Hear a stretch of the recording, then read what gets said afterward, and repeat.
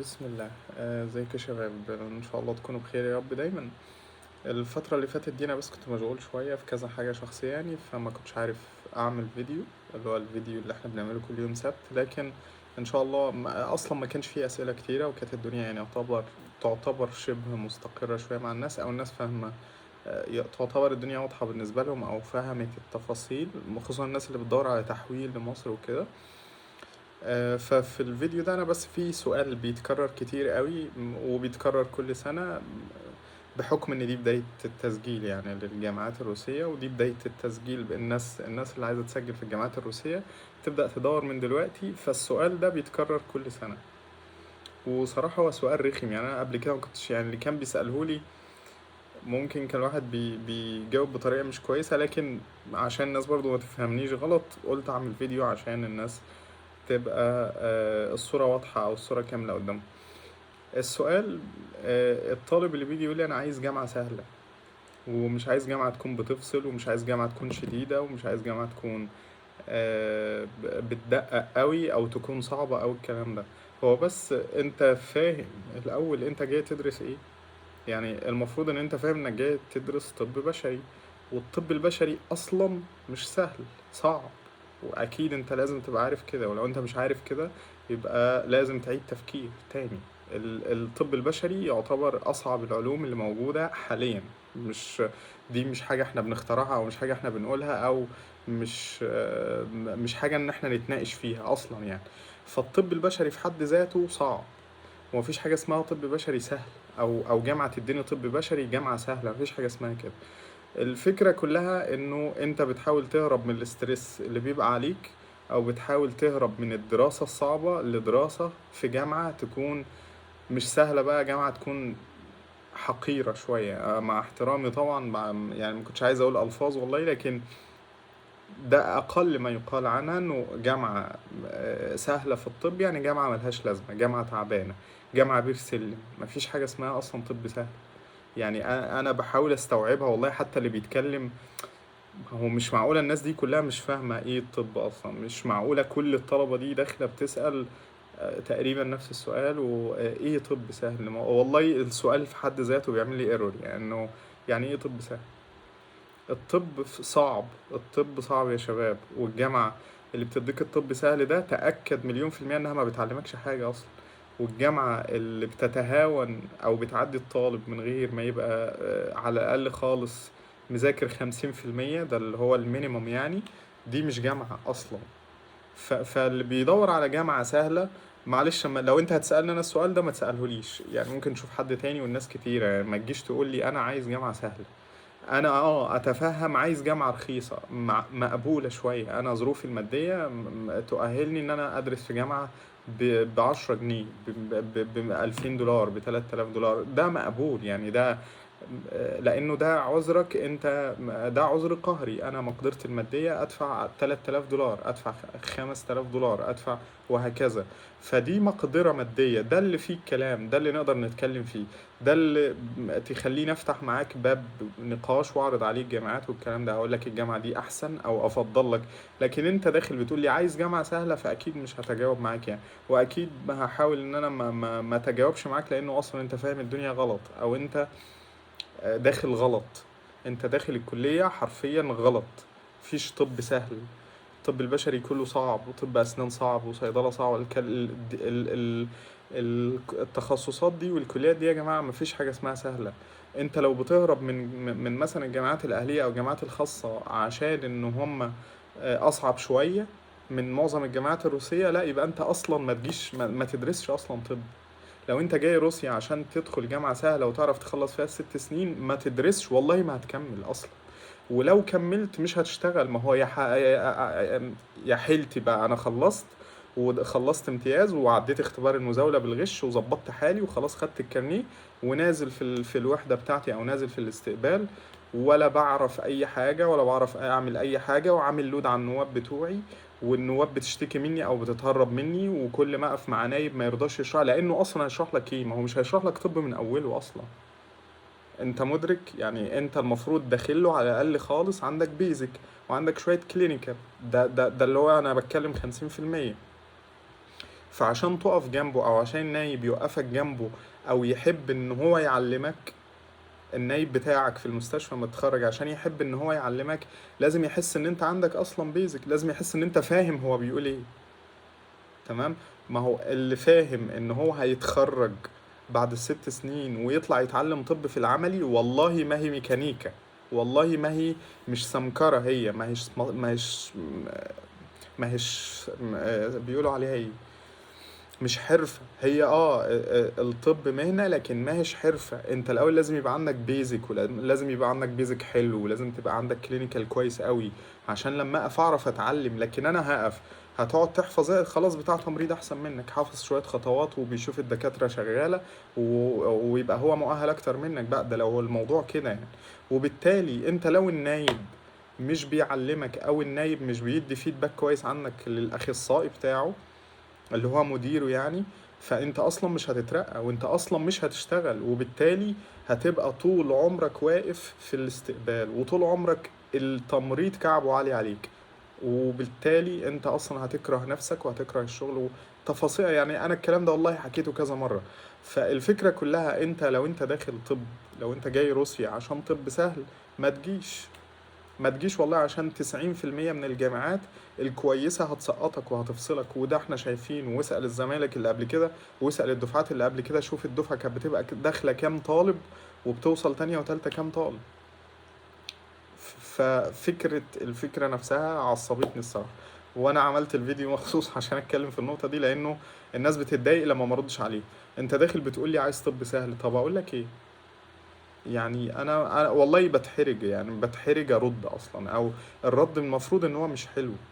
ممكن تقول لي انا ظروفي المادية 1 2 3 فانا عايز حاجة زي كده، الكلام محترم، او كده الكلام سهل نتناقش وانا اقول لك وجهة نظري وانت تقول لي لا طب ممكن حاجة اقل، اقول لك طب في كذا طب الجامعة دي ضعيفة، طب اعمل ايه، اقول لك تذاكر ازاي او تعوض ازاي او الكلام ده في نقاش.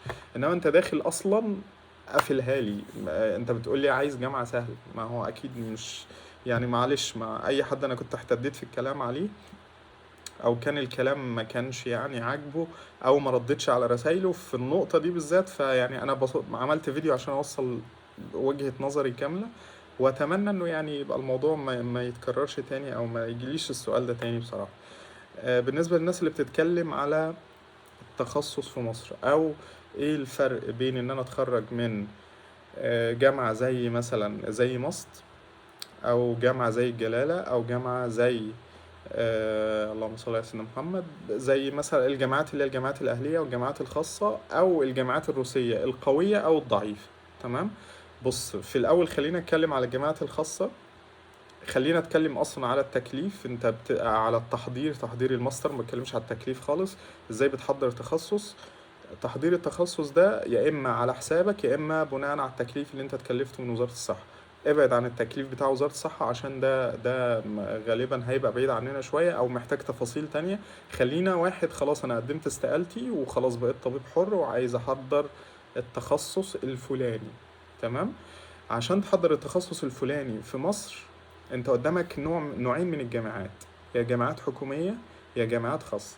الجامعات الخاصة الجامعات الحكومية الأول، الموضوع بالنسبة لك لو أنت جاي من جامعة أهلية أعتقد الموضوع شبه مستحيل في معظم الجامعات. يعني معظم الجامعات الكبيرة شبه مستحيل تحضر فيها، لسبب إنه الجامعات دي بتبص على الجامعة اللي أنت متخرج عليها أو متخرج منها أولا، مش عشان إنها مش عايزة تاخدك أو عشان جامعتك ضعيفة أو الكلام ده. لا، ده عشان هي عايزة تاخد دكاترة مؤهلين كويس، وعايزة الدكاترة اللي في أصل الماستر ده مين؟ الماستر ده بيبقى موجود في المستشفى، بيبقى معاه النواب، وبيبقى المفروض ان هو بيتدرب مع الاخصائيين. وبالتالي هي عايزه تاخد نوعيه معينه من الخريجين، توقفهم جنب النواب او يبقوا مشرفين على النواب او يبقوا اسيستنت للاخصائيين. وبالتالي فكل جامعه تاخد افضل ناس متقدمه ليها ايه؟ هي عايزة مثلا وليكن 100 واحد بطنة، هتاخد ال100 واحد بطنة من ولادها، من ولاد الجامعة نفسها. فبالتالي انت فرصتك كواحد جاي من جامعة أهلية أو جامعة خاصة يبقى صعب، إذا ما كانش مستحيل هيبقى صعب جدا جدا جدا. تمام. دي النقطة الأولانية. النقطة التانية، بالجامعات الخاصة، هتحضر في الجامعات الخاصة. الجامعات الخاصة سهلة هتحضر ومش فارق معاها انت جامعة أهلية ولا جامعة خاصة، لكن برضو الأولوية رايحة للجامعة الخاصة، وكل جامعة أعلى من التانية برضو هتفرق فيها، لأنه برضو جودة الخريجين بتوعها بتختلف من جامعة لجامعة. وكل جامعة حريصة انه اللي يبقى موجود في المكان ده، اصل انت واقف جنب اخصائي او اسيستنت الاخصائي، فما ينفعش الاخصائي يشتكي وما ينفعش النايب يحس انك اضعف منه، وبالتالي هي سلسلة يا شباب، هو تدرج. التدرج ده انت ما ينفعش كل ما تكبر ما ينفعش ابقى اقل يبقى اللي فوقيه، يبقى اللي تحتي اعلى مني. يعني انا بقيت نايب، ما ينفعش يجي سينيور مثلا، او يجي واحد امتياز، او الجونيور بتاعي يبقى اعلى مني في المعلومات. هو كده، هي ماشيه كده. تمام. فانت لو ما عندكش استعداد انك تعلى مع التدرج ده، يبقى عندك مشكله كبيره، كبيره جدا جدا جدا كمان. وغالبا في ناس كتيره اصلا بيبقوا خريجين جامعات مصريه وجامعات حكوميه وما بيعرفوش يمشوا التدرج، وبالتالي بيفضلوا ممارس عام، وبالتالي بيسيبوا الحكومه ويروحوا يشتغلوا في التامين ويشتغل جي بي ويتخرج. ودول اكيد احنا شفناهم كتير. وانت لو تعرف دكاتره هتلاقي في دكاترة كبيرة، مش بقلل من حد، لكن في دكاترة باختيارها هي قررت انها تبقى ممارس عام، وفي دكاترة خلاص تعبت من كتر انها بتبحث عن تخصص في الجامعات المصرية وما عرفتش. ده كان ده كان الكلام عن الجامعات الخاصة والجامعات الحكومية، ازاي انت بتحضر فيه. بالنسبة لك انت كواحد راجع من بره وعايز تحضر تخصصات في الجامعات اللي هي الحكومية. في الجامعات الحكومية لو انت طبيب حر، فانت لو جاي من جامعة قوية والنقابة بتاعتك معترفة بيها والجامعة مسمعة، يعني الجامعة معروفة للستاف بتاع الجامعة مثلا، وليكن في القصر العيني، وليكن انت راجع من الصداقة مثلا او راجع من ست شنور، الجامعات دي معروفة كويس في وزارة الصحة في مصر. فانت لما ترجع منها على جامعة مثلا زي القصر العيني، ممكن يبقى الموضوع صعب شوية، بواسطة يمشي. تمام. لكن واحد طالع من جامعة أهلية أو الكلام ده، يبقى الموضوع صعب جدا جدا. لو هتمشيها بواسطة هتدفع كتير، وهتبقى محتاج واسطة تقيلة قوي. لكن اللي جاي من جامعة ترتيبها عالي، زي اللي جاي من ألمانيا وجاي يحضر في مصر، الموضوع بيبقى فيه ايرور شوية، ان انت ازاي جاي من ألمانيا وعايز تحضر في مصر، لكن وارد. وفي ناس كتيرة بتبقى جاية من جامعات بره وبتبقى مضطرة انها تحضر في جامعات حكومية مصرية، لانه التدريب في الجامعات دي بيبقى بيديك خبرة كويسة. فالموضوع بالنسبة للناس اللي في جامعات قوية اللي أنا قلت عليها، جامعات موسكو وبيتر وكازان، الجامعات دي هتفيدك أصلا في التحضير سواء بره مصر أو سواء جوه مصر. هتديك أولوية في التحضير كمان على بتاع الجامعات الخاصة والجامعات الأهلية. والكلام ده مش كلام أنا، الكلام ده كلام ناس من النقابة، وكلام أصلا ناس اتخرجت. وفي ناس بتحضر في القصر العيني متخرجة من الصداقة، ومتخرجة من فولجا جراد أعتقد. كان، لا يا رب، فولجا جراد كان في جامعة تقريبا جامعة بنها أو حاجة زي كده. اللي أقصده يعني إنه في الجامعات الكبيرة دي بتساعدك إنك تحضر في أماكن كويسة، وإن كان في مصر. ولو معرفتش تحضر في مصر، فأنت هيبقى مفتوح قدامك جامعات كبيرة. والجامعات بره بتدور على الاسم يا شباب، بتدور على الاسم وعلى الترتيب، وبعد كده تشوف الكواليتي بتاعك. أنا ما بقاش متخرج من جامعة ترتيبها 5000 واتقارن بواحد متخرج من جامعة ترتيبها 100 كمثال يعني. اللي بيتكلم في النقطة دي يقول لك كله زي بعضه بعد التخرج، الموضوع مش مظبوط قوي. حتى لو هتحضر على حسابك، يعني الموضوع بيبقى فيه كلام وفيه تفاصيل ممكن انت ما تبقاش عندك دراية بيها. وان كانت في جامعات ما بيفرقش معاها الكلام ده، لكن الجامعات الكبيرة والجامعات اللي بتبقى خايفة على شغلها وخايفة على اسمها وخايفة على الكلام ده، خصوصا في الماستر، بيفرق معاهم الكلام ده قوي قوي. تمام. دول كانوا النقطتين المهمين اللي انا كنت حابب اتكلم عنهم، بس كان لازم يتوضحوا، وكان لازم يبقى الدنيا واضحة، عشان في ناس كتيرة عندها خلط، وناس كتيرة بتبقى محتارة، وايه الفرق ومش ايه الفرق، وانا ايه اللي يخليني انزل اكمل في مصر، وايه اللي يخليني اقعد. اعتقد دي نقطة مهمة ونقطة فيصل في الموضوع. ان شاء الله هيبقى فيه فيديو هعمله، هحاول اجمع فيه الادفانتج بتاع الدراسة في مصر في جامعات خاصة وحكومية، والادفانتج بتاع الدراسة في جامعات قوية في روسيا. لكن الفيديو هنا بحاول اخره قدر الامكان عشان ما اثرش على حد من الناس اللي هي واخدة قرار، او الناس اللي عندها ظروف مادية قهرية شوية، او الناس اللي مستقبلها مش مضمون هنا في روسيا ماديا يعني كاستكمال دراسة والكلام ده. فهحاول اجل الفيديو ده شوية لحد ما الناس تستقر، عشان بس ما ايه، لانه ده مش كويس يعني. لازم برضو كل واحد يبقى ظروفه تكون واضحة بالنسبة له، وما ينفعش أي مؤثرات تانية تأثر عليه. فأنا بحاول بس أخر الفيديو لحد ما الدنيا تستقر شوية، وكل واحد يستقر على القرار اللي هو كان واخده قبل كده. إن شاء الله لو في أي أسئلة تانية تقدروا تسيبوها في كومنتس على الفيديو دوت أو في الجروب، وإن شاء الله نحاول نجاوب عليها أول بأول إن شاء الله قدر الإمكان. ختاما أستودعكم الله الذي لا تضيع ودائعه، والسلام عليكم ورحمة الله وبركاته.